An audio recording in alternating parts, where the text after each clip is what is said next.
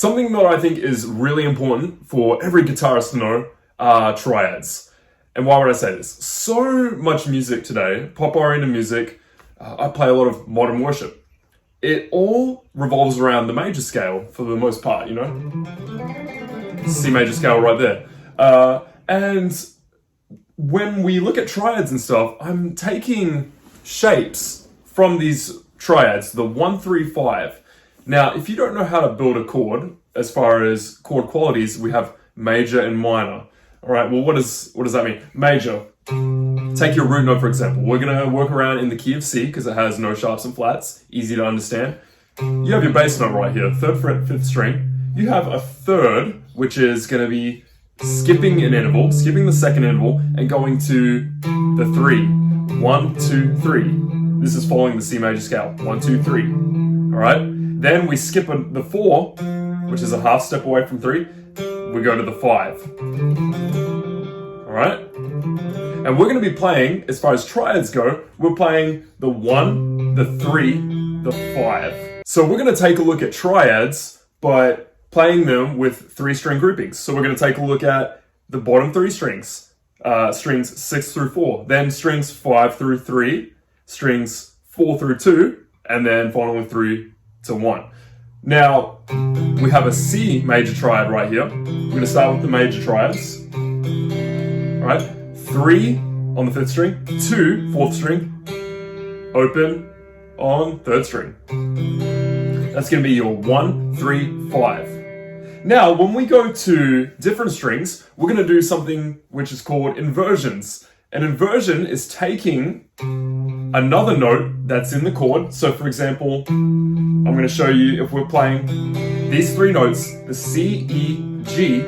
If we play these on the strings 4, 3, and 2, it's going to become this now.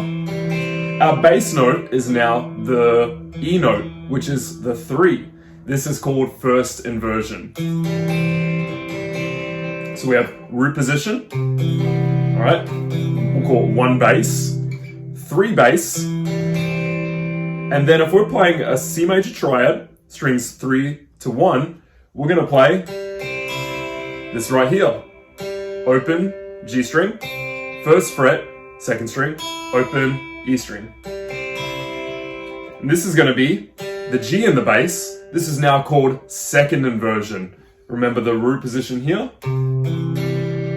That G note is on top, that's the 5. So we're gonna call this 5 bass. And something cool, a little fun fact here, in the caged system, in other words C-A-G-E-D, if you play your D chord, this is that exact same shape, only taken down a whole step, from D to C.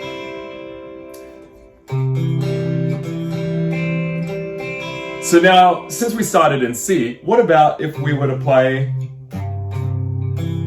C major triad using strings 6 through 4? Well, we have this here. We're playing the G in the 3rd fret of the 6th string now, along with the C and the E. And if you remember, when the G is in the bass, that's our 5. Same as what we have right here, same inversion. So this is going to be second inversion, C major triad, 5 bass. So altogether we had 1, 2, 3, 4. There you go. So that's your first position right there. So now what I want to take a look at is starting on the strings 6 through 4. Okay, we understand the concept of the root note being in the bass, but if we take this note right here in the 6th string, let's think about the other notes that are in the C major chord. We have G, then we're going to have C and E. Well, C is the 8th fret of the 6th string, right? So how do we play C, E, G right here? This is going to be second position for the major triads. All right, 8th fret, 7th fret, 5th fret. C, E, G. All right. Then we have this right here. It's going to be 7th fret for first inversion, 3 bass, 7th fret, 5th fret, 4th string, 5th fret, 3rd string. So that's 2. Then we have this right here. That's going to be 5th fret, barred, strings 4 through 2. This is our second inversion, 5 bass. G, C, E. Finally, we have 5, 5, 3, first string. That's going to be first inversion, C, E, G. So those are your 4 chords now in the second position. 1, 2, 3, 4. Finally, let's take a look at your third position. So remember, we looked at starting on the 6th string. We had G in the C chord. We have C, and then we have E, which is the 3rd. So, okay, if we have E, what's next? After that, we're going to play the next note in the sequence, which is G. G is going to be right here.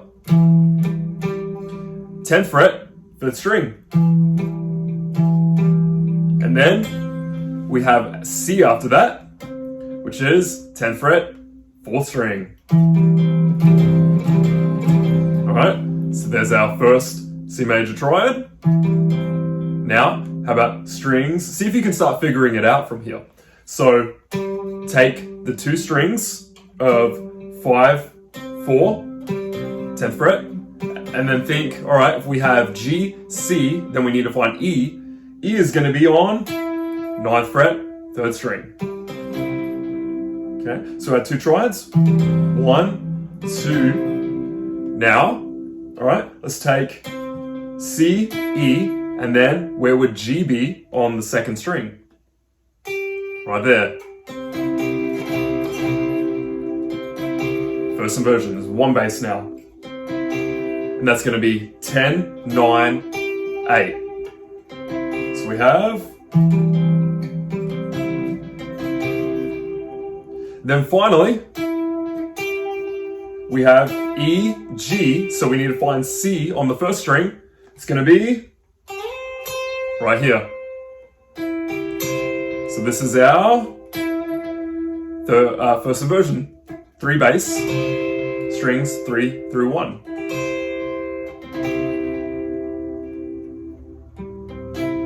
And then, alright, so 1, 2, 3, 4. So we've taken a look now at the 3 positions concerning the C major triad right here. I want us to take a look at now how we take these chunks and triads from larger shapes. Something I'm big on teaching is the cage system. And I want to show you why this is. Let's go back to our first position, right? We had this right here. All right, so think about caged system, right? Take your first chord, C. So look at this now. In this position, we can conveniently play triad 1, triad 2, triad 3, triad 4. The conventional way of playing C is without the G in the bass, simply because we like to keep the root note as the bass.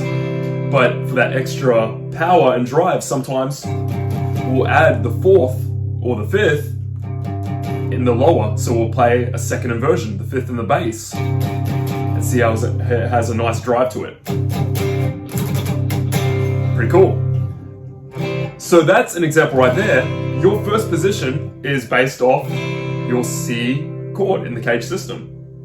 All right, we know we have our A shape right here, and then we go to our C, A, G. G is going to be this right here. So the next position, we have G to C. Our first major triad right here. Well, check this out. That kind of looks like the G major chord right here in the cage system. So we're building off the G shape for this. Then what about, that's still the G shape right there. Still the G shape, and also get this. Notice how we play our G major chord right here. And yeah, I'm using a barred chord. Sorry if this is a little tricky for you. You don't have to play it. Just observe the fretboard shape and you'll get the hang of this, you know, just understand. But check this out. Go back to your A shape. You're using the same shape now. And then, get that, right there, the last chord, number 4, is using the A major shape right there. Pretty neat. And then you'll see as we go to the third position, we're going to use that note that's also in the G chord shape right there. Okay, so finally, our third position, we had, we're going to go to our E, and we have, right here, first major triad. Okay, well this is kind of cool here. Go back to your, think C-A-G-E-E, right? There's your E shape right there. Now, if you take, just looking at strings 6 through 4, obviously we have a power chord here. We have 1, 5, 1, but it's building off this shape kind of right here, because you have your 3 right here. And then for chord number 2, that's in the E shape right there. So chord 1, chord 2, chord 3, that's also in the E shape. And then finally, that's in the E shape too. So pretty cool, huh? How we're using all these major triads, these small chunks of information are coming out of these bigger shapes. And that's what I want you to see, the relationship between these two entities right here. Pretty interesting, right? So what would be next is, in the next episode, I'm going to go into minor shapes. We're going to talk about diminished shapes, and then we'll even look at maybe augmented, some 7th chords, and how to go into some practical chord progressions and voicings from these shapes. How to use these as blueprints to spice up your playing, to spice up your improv. So thank you guys for watching. I hope this lesson helps. Be sure to leave in the comments what you would like your next lesson to be on. And be sure to check out my course in the description if you would like more in-depth information on guitar shapes or on fingerstyle techniques as well, which I love to teach. And I'll be sure to see you guys in the next video. Thank you for watching.